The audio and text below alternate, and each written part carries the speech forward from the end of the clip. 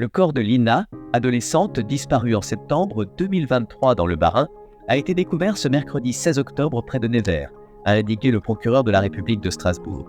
Son corps a été retrouvé dans une zone boisée et isolée, immergé dans un cours d'eau situé en contrebas d'un talus, a ajouté le procureur. Les analyses génétiques effectuées en urgence par l'Institut de recherche criminelle de la Gendarmerie nationale ont permis de confirmer l'identité de Lina. Dès le début, l'enquête autour de la disparition de Lina s'est révélée complexe.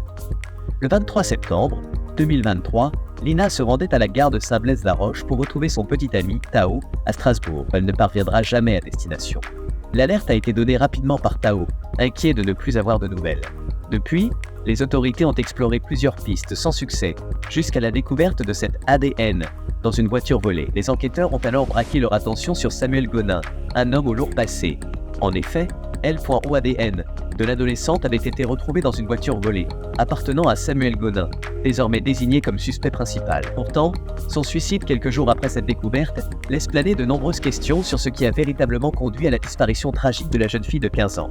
Âgé de 43 ans, Gonin avait déjà été condamné pour des délits mineurs, dépressif, accro à diverses substances et décrit par un expert psychiatre comme dangereux L.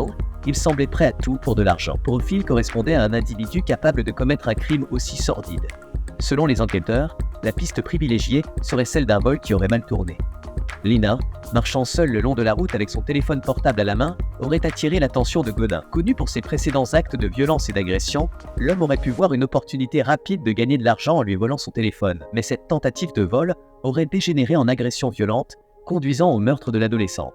Les anciens comportements de Gonin suggèrent qu'il était prêt à tout pour obtenir de l'argent. Ce mobile reste plausible pour les enquêteurs qui n'ont pas exclu d'autres pistes. Cependant, Gonin a été retrouvé pendu à son domicile le 10 juillet 2024, quelques jours après que la perquisition de sa voiture ait révélé l'élément clé reliant l'adolescente à lui. Cet acte de désespoir, accompagné d'une lettre où il exprimait avoir dit de perdu son honneur, sa dignité et son humanité, a rendu l'enquête encore plus difficile.